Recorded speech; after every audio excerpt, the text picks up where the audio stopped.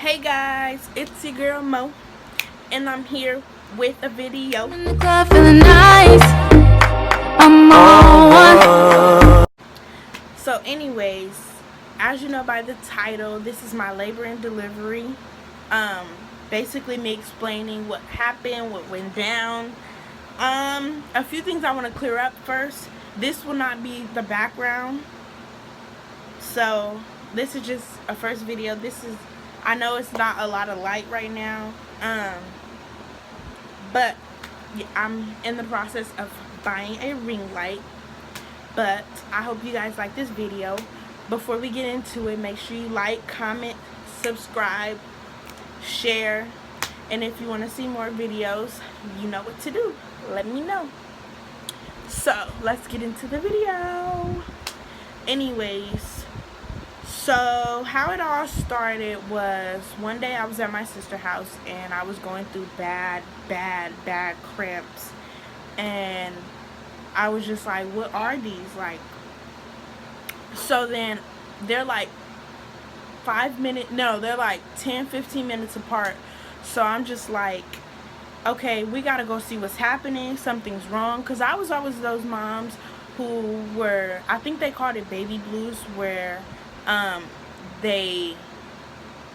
where I was just so, like, everything I felt like was wrong with my baby. Like, I was just always like, not everything was wrong with my baby, but like every little thing I thought something was wrong with him, basically. Like, I was like, I'll feel the wrong kick and I'll be like, let's go to the hospital. Like, I need to figure out what's wrong. And I know that wasn't always good, but I just was like, that's just how it is. So we went to the hospital. They had me waiting in the waiting room, and I'm going through these bad contractions. So I'm just like, why am I waiting in a waiting room? Shouldn't y'all take me to a room? So my brother is arguing with the nurse, about like, y'all need to get her in a room. Something's happening. She's finna have this baby. So, ooh, my edges are sweating out. Excuse me, guys, but shoot, it's hot. Anyways, they're like, you need to get her into a room. So when they finally got me into a room, they see how much I'm dilated, and they were like, you're 3 centimeters and your water isn't broke yet, so we're gonna send you back home. I'm like, send me back home? Baby, what? So they sent me back home, and I'm still going through these contractions. They didn't give me any medicine. They just sent me home. Like, you'll probably be back later on tonight. Around this time, it was like 3 in the afternoon, 4 in the afternoon. So they're like, we'll probably see you back tonight. And I'm like, so y'all can't give me anything for the pain? They're like, no, we're just gonna have to let it all play out. I'm just like, okay, I guess. So then I finally go to, I really don't like how this light is just light on this side, but yeah. Anyways, I go home, and they're like, take a hot bath, that should help you. So I take a bath, and it made it worse. Like, my contractions were getting like closer together, and I'm just like, wow. I'm on the phone with my mom on video chat. She's like, breathe, just breathe, just breathe. So I'm breathing, and all I can think about is, it's gonna get worse, it's gonna get worse. This is not the worst it's gonna get, it's gonna get worse. So then someone told me to hit a blunt. So then I'm just like, I don't really like smoking while I'm pregnant, but I don't really like smoking while I'm pregnant, but if that helps. So I hit a blunt. It made it worse. I'm like, okay, yeah, no, it's not, that's not happening. What happened next was, I was going through, it was getting worse, but I'm thinking, like, all I can think about is how it's gonna, this is not the worst the pain's gonna get, because I'm not 8, 9, 10 centimeters. I'm only 3.5. So then they also told me, if your belly is not as hard as a rock or as hard as your forehead, then don't come in, because it's not time yet. So then every time I'm having my contraction, even though it's getting worse, I'm pushing my belly like, okay, it's still soft, it feels still soft, not knowing that it was really hard. So I'm like, I know this is TMI to somebody, but my mucus plug came out. So then I just was like, okay, yeah, it's time to go in. So we go in, and they're telling me, this time they already knew me from when I was there earlier. So they're like, okay, yeah, it's probably time. So they didn't let me stay in the waiting room. They just took me to a room. At this point, I'm irritated. I'm aggravated. I'm going through all this pain. So I'm just like, get me in a room. Get me this epidural now. So then I'm like, can I get the epidural? They're like, no, we could put an IV in your arm and give you some liquids for the pain. The IV was not working, so I was still irritated, like, okay, give me the epidural. My sister was there because during this COVID stuff, they only let one person in the room, and she wanted to be there to cut my umbilical cord. So then I wanted the epidural, and then they would not let me have it yet because they're like, we have to see how much you're dilated first before we give you the epidural. So then after that, I was just like, okay, I'm still going through all these contractions and stuff. And then my stomach was like hard as a rock, like it was super hard. So then I knew it was time. But right when the guy was outside to give me the epidural, my water broke. And I'm like, oh my gosh, my water broke. Are y'all still going to give me the epidural? They're like, okay, you're going to have to do this natural. I'm like, natural? Like, I can't do this natural. Bitch, what?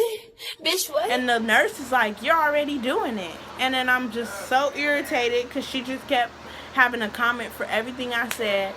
And I was already irritated because of the pain I was going through. So I was just rude to everybody, not knowing what to do or what to say to anybody. But I'm just like, okay.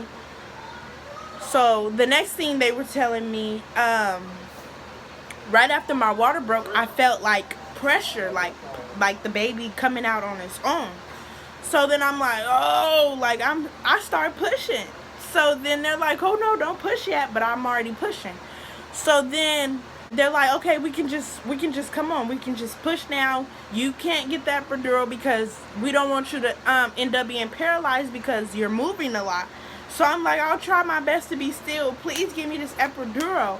And they will not give me the epidural. So I'm just like, all right, let's just push the baby out. So then I'm pushing. They're holding my legs. My sister's basically FaceTiming my boyfriend and recording at the same time because she had to like FaceTime him and sneak to record. Like what she did was she FaceTimed my boyfriend and then she screen recorded it because they said she couldn't record but she could be on FaceTime because they knew only one person could be in the room because the COVID stuff. So then she's like, are you okay? I'm like, just stop talking to me right now. I'm just going through it. And then I'm pushing. I didn't want to like push and hold my breath because she was telling me like when she did that with her kids, she seen stars. Like she was ready to pass out. So I just started screaming. I'm like, ah, pushing him out. And then his head came out. And then they're like, do it one more time. I did a big push again. And then his body came out. And I can truly say, like, his head was not as bad as his body. And the cramps and contractions were worse than pushing him out. So if I had a chance to do natural again, I would do natural instead of getting the epidural because, like, giving labor wasn't as bad. The only thing that was bad was the contractions. So then I just needed something for the contractions, but the pusher wasn't as bad. So then it took 2 pushes and he was out. And then they were like, oh, your baby. And I'm like, this is my first birth. So I'm like, can I hold him? Like, is he okay? So they're like, yeah, you can hold him. My sister's like, yeah, you can hold him. It's your baby. So I'm holding him and I'm like, I want to cry. Like, I really did that naturally. Like, I'm a boss for that, period.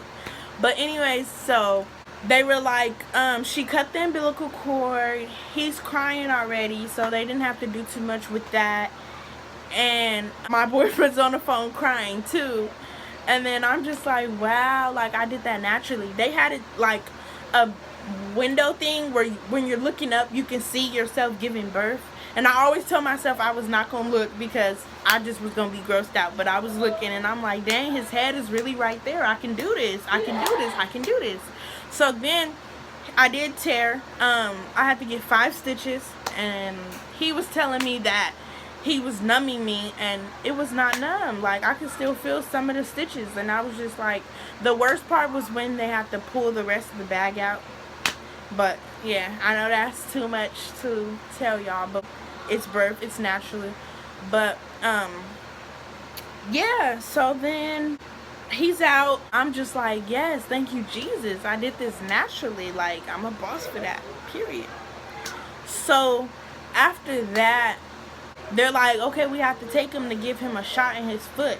And I was like, no, y'all can't take my baby. But they had just took him to like the next part of the room. They didn't take him anywhere, because like I said, I was just so overprotective over my baby. So that was just it. And then my boyfriend's like crying on the phone, and he's like, wow, like him and his sister was on the phone. And you'll probably see that in the clip too.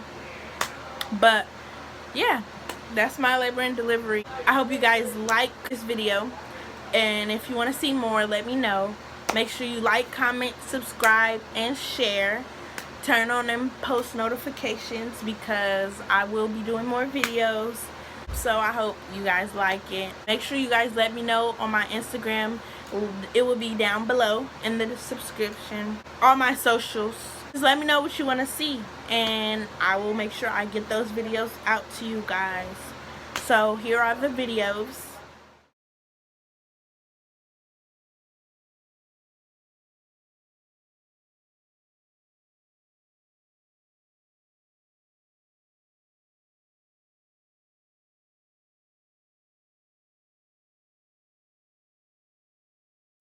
She say that you're getting colder. Baby, it's all the weight on my shoulder.